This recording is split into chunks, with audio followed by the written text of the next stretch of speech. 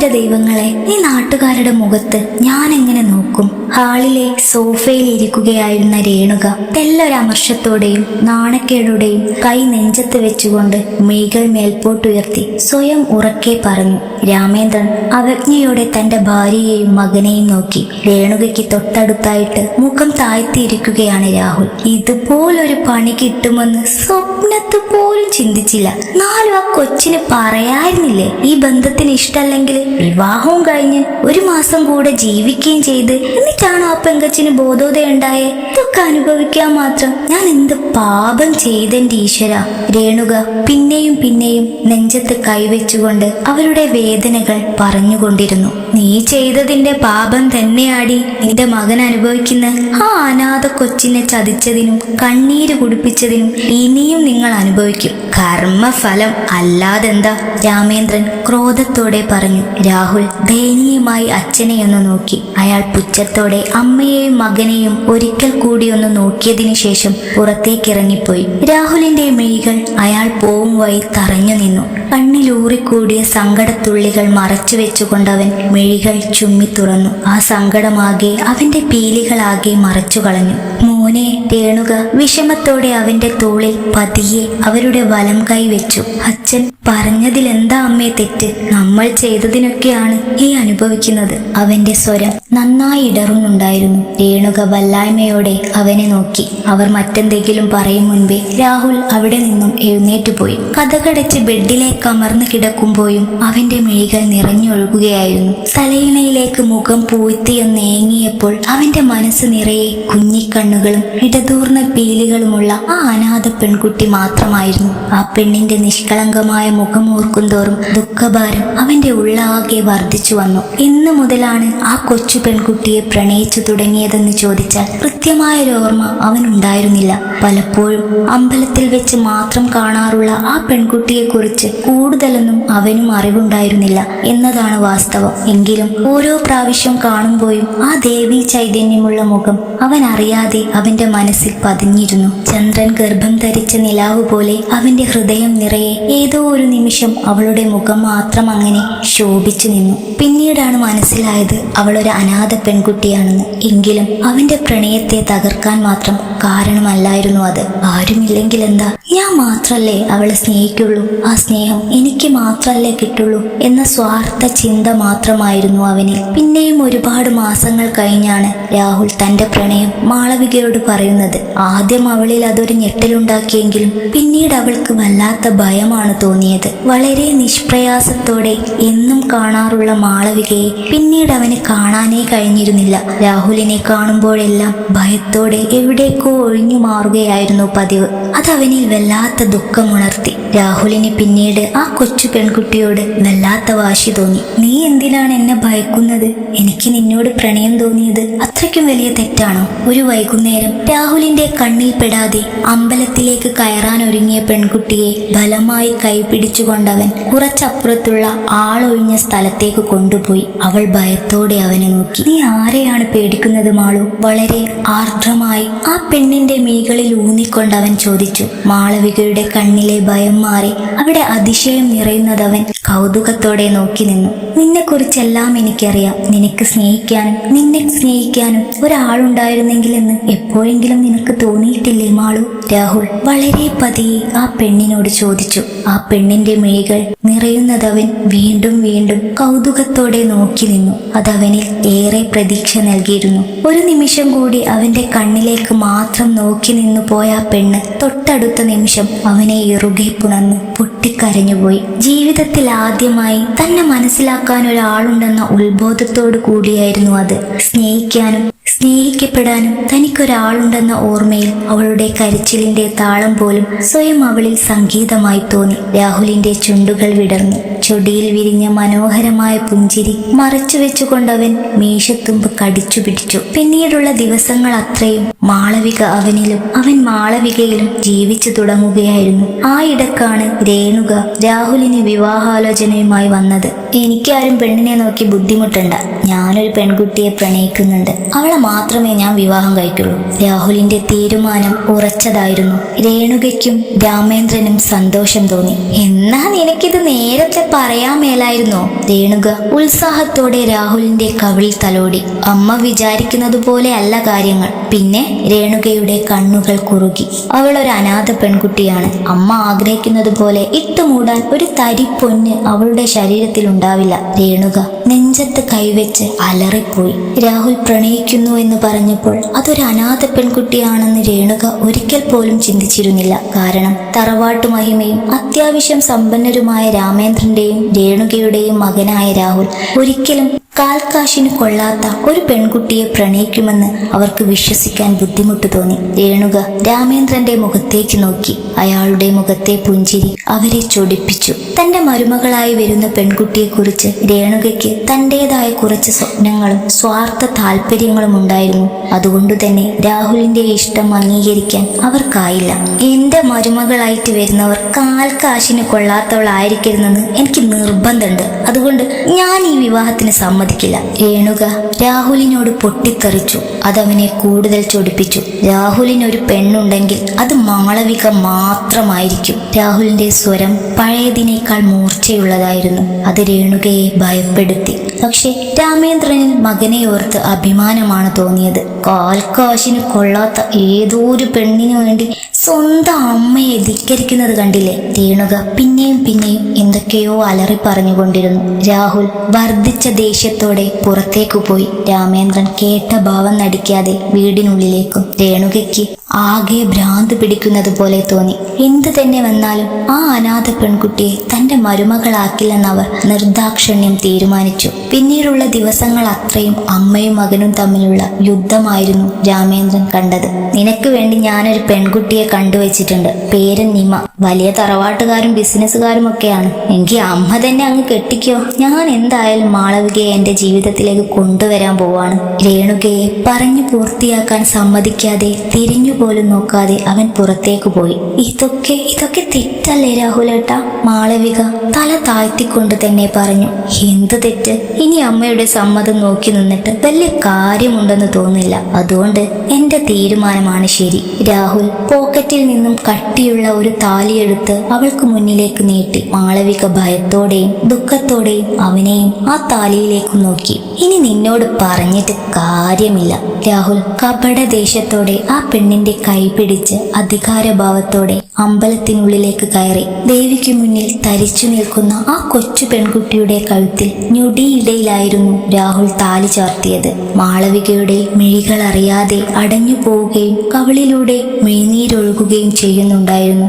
ആ പെണ്ണിന്റെ നെറുകയിൽ സിന്ദൂരം ചാർത്തി ചേർത്ത് പിടിക്കുമ്പോൾ രാഹുലിന് ലോകം കീഴടക്കിയ സന്തോഷമായിരുന്നു. മാളവിക രാഹുലിനെ കെട്ടിപ്പിടിച്ചുകൊണ്ട് ഉറക്കെ കരഞ്ഞുപോയി. അന്ന് വൈകുന്നേരം മാളവികയെ തൊട്ടടുത്തുള്ള ഹോസ്റ്റലിലാക്കി തിരിച്ചു വീട്ടിലെത്തിയപ്പോഴായിരുന്നു രേണുക ഹോസ്പിറ്റലിലാണെന്ന കാര്യം അവൻ അറിഞ്ഞത്. ഫോൺ എടുത്തു നോക്കിയപ്പോൾ അതിൽ നിരവധി മിസ്ഡ് കോളുകൾ ഉണ്ടായിരുന്നു. മാളവികയെ അനാഥാലയത്തിൽ നിന്നും ഹോസ്റ്റലിലേക്ക് മാറ്റുന്ന തിരക്കിനിടയിൽ അവൻ ഫോൺ പോലും മറന്നുപോയിരുന്നു. ആദ്യം അവളെ വീട്ടിലേക്ക് കൊണ്ടുവരാമെന്നായിരുന്നു തീരുമാനിച്ചത്. പിന്നീട് സാഹചര്യം ഒന്ന് തണുക്കട്ടെ എന്ന ചിന്തയിലാണ് മാളവികയെ തൽക്കാലം ഹോസ്റ്റലിൽ നിർത്താമെന്ന തീരുമാനത്തിലെത്തിയത്. അതാവുമ്പോൾ ഒറ്റയ്ക്ക് നിൽക്കുന്നു എന്ന ഭയം വേണ്ടല്ലോ. അത് മാത്രമായിരുന്നു അവൻ ഓർത്തത്. മോനെ, അമ്മോ ICUലാണ്, നീ പെട്ടെന്ന് വാ. ഫോൺ എടുത്ത് അച്ഛനെ തിരികെ വിളിച്ചപ്പോൾ അത് മാത്രം പറഞ്ഞ അയാൾ ഫോൺ വെക്കുകയായിരുന്നു. രാഹുലിന് ആദ്യ കൂടി തല കറങ്ങുന്നത് പോലെ തോന്നി. താനിവിടെ നിന്നും പോയതിനു ശേഷം എന്താണ് സംഭവിച്ചത്? അമ്മയ്ക്ക് എന്തു പറ്റി? ഹോസ്പിറ്റലിൽ എത്തുന്നതുവരെയും കോറിഡോറിലൂടെ ICUക്ക് മുമ്പിലേക്ക് എത്തുന്നതുവരെയും അവന്റെ ചിന്ത ഇത് മാത്രമായിരുന്നു. നീ അമ്മയെ എതിർത്ത് പോയതിനു ശേഷം ഭയങ്കര വിഷമത്തിലായിരുന്നു. നീ പോയി 1/4 മണിക്കൂർ കഴിഞ്ഞു കാണും എന്ന് ബോധം മറിഞ്ഞ് കുഴഞ്ഞു വീണുപോയി. പെട്ടെന്ന് തന്നെ ഇവിടേക്ക് കൊണ്ടുവന്നു.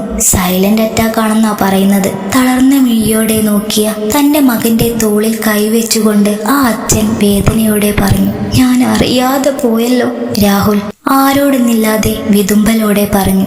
ICUക്ക് മുമ്പിൽ ഹൃദയം പൊട്ടുന്ന വേദനയോടെ ആ അച്ഛനും മകനും ഇരുന്നു. അതിനിടയിൽ പല ബന്ധുക്കളും അവരെ ആശ്വസിപ്പിച്ചു വന്നും പോയിക്കൊണ്ടിരുന്നു. നീണ്ട മണിക്കൂറുകൾക്ക് ശേഷം മകനെ കാണണമെന്ന് രേണുക ആവശ്യപ്പെട്ടതിനെ തുടർന്നായിരുന്നു രാഹുൽ രേണുകയ്ക്കടുത്തേക്ക് എത്തിയത്. അവനെ കണ്ടപ്പോൾ വളരെ പതിയെ നുള്ളിപ്പെറുക്കിക്കൊണ്ട് രേണുക ചോദിച്ചു, മോനെ, ദേഷ്യാണോ എന്റെ കുട്ടിക്ക്? എന്തിന് ദേഷ്യം? ഞാനല്ലേ തെറ്റ് ചെയ്തത്? അമ്മയല്ലല്ലോ. എന്റെ നല്ലതിനു വേണ്ടിയല്ലേ അമ്മ പറഞ്ഞത്? ഞാനല്ലേ അത് മനസ്സിലാക്കാഞ്ഞത്? രാഹുൽ ആ വിറച്ച കൈകൾ അവന്റെ ഉള്ളം കൈയിൽ പൊതിഞ്ഞുകൊണ്ട് പറഞ്ഞു. അല്ല മോനെ, നിന്റെ ആഗ്രഹം നോക്കാതെ. വേണ്ട അമ്മേ, ഇനി അതൊന്നും പറയണ്ട. എനിക്ക് വലുത് എന്റെ അമ്മ തന്നെയാ, എന്റെ അമ്മയുടെ ആഗ്രഹങ്ങൾ തന്നെയാ. രാഹുൽ രേണുകയുടെ മുഖത്തു നോക്കി വളരെ സൗമ്യമായ അത് പറയുമ്പോൾ കുറച്ചു മണിക്കൂറുകൾക്ക് മുൻപ് ദേവീനടയിൽ വെച്ച് ഒരു പെണ്ണിനെ താലി കെട്ടി ഭാര്യയാക്കിയതവൻ പാടെ മറന്നു കളഞ്ഞിരുന്നു. അങ്ങനെ പറയുന്നതിനേക്കാളും ഉചിതം മനഃപൂർവ്വം മറന്നെന്ന് പറയുന്നതാവും. ദിവസങ്ങൾ പിന്നെയും കടന്നുപോയി. രേണുകയ്ക്ക് പ്രത്യേകം പരിചരണം വേണമെന്നും ഒരിക്കലും മനസ്സ് വിഷമിപ്പിക്കാൻ പാടില്ലെന്നും നിർദ്ദേശം നൽകിക്കൊണ്ട് ഡോക്ടർ ഒരാഴ്ചയ്ക്ക് ശേഷം അവരെ വീട്ടിലേക്ക് അയച്ചു. രേണുകയുടെ ആരോഗ്യസ്ഥിതി പൂർണ്ണ നിലയിലാവാൻ പിന്നെയും കുറച്ച് മാസങ്ങൾ എടുത്തിരുന്നു. അക്കാലയളവിൽ ഒന്നും തന്നെ ഒരു വട്ടം പോലും മാളവികയെ കാണാനോ സംസാരിക്കാനോ രാഹുൽ തുനിഞ്ഞില്ല. അമ്മയ്ക്കു വേണ്ടി, അമ്മയുടെ സന്തോഷത്തിനു വേണ്ടി മാളവിക എന്ന പാവം പെൺകുട്ടിയെ അവൻ പാടെ മറന്നെന്ന് പറയുന്നതാവും ശരി. മോനെ, ഈ പെൺകുട്ടി എങ്ങനെയുണ്ട്? ഒരു ദിവസം രാത്രി ഉമ്മറത്തിരുന്ന് വെറുതെ ഫോണിൽ നോക്കിക്കൊണ്ടിരുന്ന രാഹുലിന്റെ അടുത്തേക്ക് രേണുക വന്നു. അമ്മയുടെ ഉദ്ദേശം എന്താണെന്ന് നേരത്തെ തന്നെ മനസ്സിലാക്കിയ രാഹുൽ പറഞ്ഞു, എനിക്കൊരു പെൺകുട്ടിയെയും കാണണമെന്നില്ല അമ്മേ. അമ്മയുടെ ഇഷ്ടമാണ് എന്റെ ഇഷ്ടം. രേണുക സന്തോഷത്തോടെ മകനെ ആശ്ലേഷിച്ചുകൊണ്ട് കവിളിൽ പതിയെ തലോടി.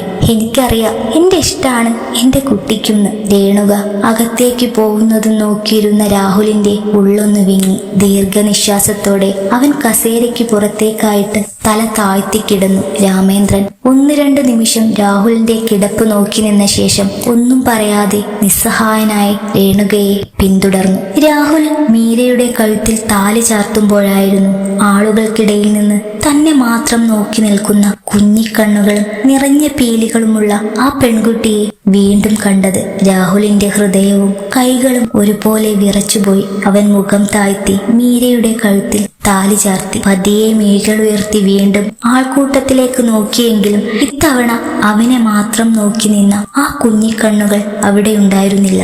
അവൻ കണ്ണുകൾ കൊണ്ട് ആ തിരക്കിനിടയിൽ ആ പാവം പെൺകുട്ടിയെ തിരഞ്ഞെങ്കിലും പിന്നീട് ഒരിക്കൽ പോലും അവന് കാണാൻ സാധിച്ചിരുന്നില്ല. അവന്റെ മിഴികളിൽ ദുഃഖത്തിന്റെ നീർച്ചാലുകൾ രൂപപ്പെട്ടെങ്കിലും മറ്റാരും കാണാതെ വിദഗ്ധമായി അത് മറച്ചുവെച്ചു. എനിക്ക് നിന്നെ ഒരിക്കലും ഒരു ഭാര്യയായി അംഗീകരിക്കാൻ കഴിയില്ല. എന്റെ അമ്മയുടെ ഇഷ്ടപ്രകാരമാണ് ഈ വിവാഹം. കാരണം എന്താണെന്ന് എന്നോട് ചോദിക്കരുത്. വളരെ നിസ്സഹായനായി അവൻ അത് പറയുമ്പോൾ മീരയുടെ മുഖത്തെ ഭാവം കണ്ടവൻ ഞെട്ടിപ്പോയി. അപ്രതീക്ഷിതമായ അവളിലെ പുഞ്ചിരി അവനെ അത്ഭുതപ്പെടുത്തി. ഞാനിത് നിങ്ങളോട് പറയാനിരിക്കായിരുന്നു. അതിനു മുമ്പേ എന്റെ ആവശ്യം നിങ്ങൾ മുൻപോട്ട് വെച്ച സ്ഥിതിക്ക് നമുക്കൊരു അഡ്ജസ്റ്റ്മെന്റിൽ അങ്ങനെ പോവാം. മീര ഒട്ടും പതറാതെ ചെറുപുഞ്ചിരിയോടെ അങ്ങനെ പറഞ്ഞപ്പോൾ രാഹുലിന്റെ മനസ്സിലെ വലിയൊരു ഭാരം ഒഴിഞ്ഞ പ്രതീതിയായിരുന്നു. അവന്റെ എല്ലാ പ്രശ്നങ്ങൾക്കും പരിഹാരമെന്ന പോലെയായിരുന്നു പിന്നീടുള്ള ദിവസങ്ങൾ അത്രയും. പക്ഷേ കാരണം എന്താണെന്ന് രണ്ടുപേരും പരസ്പരം പങ്കുവെച്ചില്ലെന്ന് മാത്രം. 1 മാസം നീണ്ടുനിന്ന മീരയുടെയും രാഹുലിന്റെയും ദാമ്പത്യ ജീവിതം അവസാനിപ്പിച്ചുകൊണ്ട് ഒരു ദിവസം ആരോടും ഒന്നും പറയാതെ മീര ഒരു ചെറുപ്പക്കാരന്റെ കൂടെ ഇറങ്ങിപ്പോയി. അന്നായിരുന്നു രാഹുൽ മനസ്സിലാക്കിയത്, ഒരേ വഴിയിലൂടെ സഞ്ചരിക്കുന്ന 2 വ്യക്തികളായിരുന്നു അവരെന്ന്. മോനെ, എന്തോ ചിന്തയിൽ ആണ്ടുകിടക്കുകയായിരുന്ന രാഹുലിന്റെ മുടിയിൽ തഴുകിക്കൊണ്ട് രേണുക പതിയെ വിളിച്ചു. അവനൊന്നും മിണ്ടിയില്ല. എന്നോട് ദേഷ്യാണോ നിനക്ക്? രാഹുലിന്റെ മറുപടി വരാതെയായപ്പോൾ അവർ വീണ്ടും ചോദിച്ചു. ഞാനൊരു കാര്യം പറയട്ടെ? രാഹുൽ പതിയെ മുഖമുയർത്തി നോക്കി. നീ ആ പെൺകുട്ടിയെ തന്നെ വിളിച്ചു കൊണ്ടുവാ. അമ്മയ്ക്കൊരു എതിർപ്പുമില്ലടാ. രേണുക നിറകണ്ണോടെ രാഹുലിനെ നോക്കിയെങ്കിലും അവൻ മുഖം വീണ്ടും താഴ്ത്തിക്കിടന്നു. മീര പോയതിൽ അവനും ചെറിയൊരു നീരസമുണ്ടായിരുന്നു. അത് മറ്റൊന്നും കൊണ്ടായിരുന്നില്ല. ഇങ്ങനെയൊരു ഇറങ്ങിപ്പോക്ക് അവനും പ്രതീക്ഷിച്ചിരുന്നില്ല. വളരെ മാന്യമായിട്ട് പിരിയാനായിരുന്നു രാഹുലിന്റെ ഉദ്ദേശം. പക്ഷേ അവൾ നാട്ടുകാർക്ക് മുൻപിൽ തന്നെ ഒരു അപമാന കഥാപാത്രമാക്കിയായിരുന്നു ഇറങ്ങിപ്പോയത്. അതവനിപ്പോഴും ഉൾക്കൊള്ളാൻ സാധിച്ചിരുന്നില്ല. മോനെ, ഞാൻ പറയുന്നത് വല്ലതും നീ കേൾക്കുന്നുണ്ടോ? എന്തോ ചിന്തയിലായിരുന്ന രാഹുൽ പറഞ്ഞു.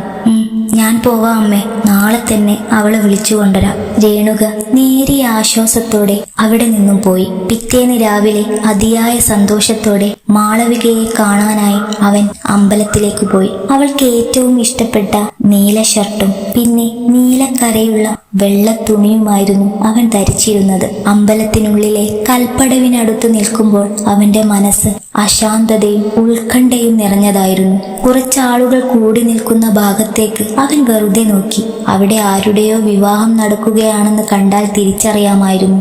മാളവികയുടെ നിഷ്കളങ്കമായ മുഖം അവന്റെ ഓർമ്മയിൽ വരവെ മനോഹരമായ ഒരു പുഞ്ചിരി ചൊടിയിൽ വിരിഞ്ഞു. അക്ഷമനായി മാളവികയെ കാത്തുനിന്ന രാഹുലിന്റെ കണ്ണുകൾ ചെറുതായൊന്ന് കുറുകി. ദൂരെ നിന്നും ഒരു യുവാവിന്റെ നെഞ്ചിൽ ചേർന്ന് നടന്നു വരുന്ന ഒരു ചെറിയ പെൺകുട്ടി. അത് മാളവികയാണെന്ന് തിരിച്ചറിയാൻ രാഹുലിന് നിമിഷങ്ങൾ മാത്രമേ വേണ്ടിയിരുന്നുള്ളൂ. ദൂരെ തന്നെ നോക്കി നിൽക്കുന്ന രാഹുലിനെ അപ്പോഴായിരുന്നു മാളവികയും കണ്ടത്. അവൾ ഞെട്ടലോടെ ആ യുവാവിന്റെ നെഞ്ചിൽ നിന്നും തല വെട്ടിച്ചു നോക്കി. ഒരു ഞെട്ടലോടെ രണ്ടുപേരുടെയും കണ്ണുകൾ ഇടഞ്ഞു, മെയ് നിറഞ്ഞു. രാഹുലേട്ടാ! മാളവിക സന്തോഷത്തോടെ രാഹുലിന്റെ അടുത്തേക്ക് ഓടി വന്നു. ഒപ്പം ആ യുവാവും. അവന്റെ മുഖത്തെ നിസ്സംഗതയിൽ രാഹുലിന് അപമാനം തോന്നി. രാഹുൽ മാളവികയെ സൂക്ഷിച്ചു നോക്കി. നെറ്റിയിലെ സിന്ദൂരവും കഴുത്തിൽ ഒട്ടിപ്പിടിച്ചു കിടക്കുന്ന വളരെ നേർമയിലുള്ള കുഞ്ഞു താലിയും കാണവേ അവന് വല്ലാത്ത വേദന തോന്നി. അന്ന് ഞാൻ മീരയുടെ കഴുത്തിൽ താലി ചാർത്തുമ്പോൾ മാളവികയ്ക്കും ഇതേ വേദനയായിരുന്നില്ലേ എന്നോർത്തപ്പോൾ അവന്റെ ഹൃദയത്തിൽ ഒരു കനലെരിഞ്ഞു. രാഹുലേട്ടൻ എന്താ ഇവിടെ? ഞാൻ ഒട്ടും പ്രതീക്ഷിച്ചില്ല കേട്ടോ. മാളവികയുടെ നിഷ്കളങ്കത അവനെ വീണ്ടും വീണ്ടും നൊമ്പരപ്പെടുത്തി. അവൻ വാക്കുകൾക്ക് വേണ്ടി പരതി. ഇതാണ് അരുൺ, ഇന്ന് ഞങ്ങളുടെ വിവാഹമായിരുന്നു. എന്നെ പോലെ തന്നെ ആണ് കേട്ടോ അരുണേട്ടനും. അനാഥനാ. രാഹുലേട്ടൻ എന്നെ ഇട്ടിട്ട് പോയപ്പോ എന്റെ കൂടെ നിന്ന് ആശ്വസിപ്പിച്ചതും എനിക്ക് കാവൽ നിന്നതും അരുണേട്ടനായിരുന്നു. പിന്നീട് എന്നെ ജീവിതത്തിലേക്ക് ക്ഷണിച്ചപ്പോ എനിക്ക് രണ്ടാമതൊന്നും ചിന്തിക്കേണ്ടി വന്നില്ല. മാളവിക അതിയായ സന്തോഷത്തോടെ അരുണിന്റെ കൈ പിടിച്ചുകൊണ്ട് പറഞ്ഞു. പിന്നെ ഇതെനിക്ക് അന്ന് രാഹുലേട്ടൻ തന്ന സമ്മാനാണ്. തിരികെ തരാൻ വേണ്ടി ഞാൻ ഒത്തിരി ശ്രമിച്ചു, പക്ഷെ നടന്നില്ല. ഇത് രാഹുലേട്ടൻ തന്നെ വെച്ചോളൂ കേട്ടോ. എത്ര വിലപിടിപ്പുള്ളതാണെങ്കിലും ഉപകാരമില്ലാത്ത സാധനം കയ്യിൽ സൂക്ഷിക്കുന്നത് കൊണ്ട് അർത്ഥമില്ലെന്നാ വലിയവര് പറയാറ്. അതുകൊണ്ട് ഇതെനിക്ക് വേണ്ട കേട്ടോ എന്ന് പറഞ്ഞുകൊണ്ട് മാളവിക രാഹുലിന്റെ കയ്യിൽ അവൻ കെട്ടിയ സ്വർണത്താലി വെച്ചു. അവനൊരക്ഷരം പോലും മിണ്ടാൻ സാധിക്കാതെ ആ പെണ്ണിനെ മാത്രം നോക്കി നിന്നുപോയി. കുറച്ചു നിമിഷങ്ങൾക്കപ്പുറം യാഥാർത്ഥ്യത്തിലേക്ക് വന്ന രാഹുൽ എന്തോ പറയാൻ ശ്രമിക്കുമ്പോഴേക്കും അമ്പലപ്പടികൾ ഇറങ്ങിപ്പോകുന്ന മാളവികയെയും അരുണിനെയുമായിരുന്നു അവൻ കണ്ടത്. അവന് വല്ലാത്ത നഷ്ടബോധം തോന്നി. ഭൂതകാലത്തിന്റെ പനിനീർ മുള്ളുകൾ അവന്റെ ഹൃദയത്തെ വല്ലാതെ വ്രണപ്പെടുത്തി. ഇനിയൊരിക്കലും തിരിച്ചു വരാത്ത തന്റെ പ്രണയത്തെ ഓർത്ത് വിറങ്ങലിച്ച മനസ്സോടെ അവൻ ആ കൽപ്പടവിൽ തനിയെയിരുന്നു. അവന്റെ കയ്യിലെ സ്വർണത്താലി നെഞ്ചോട് ചേർക്കുമ്പോൾ ഇനിയുള്ള കാലം അവന് ജീവിക്കാൻ അത് മാത്രം മതിയായിരുന്നു.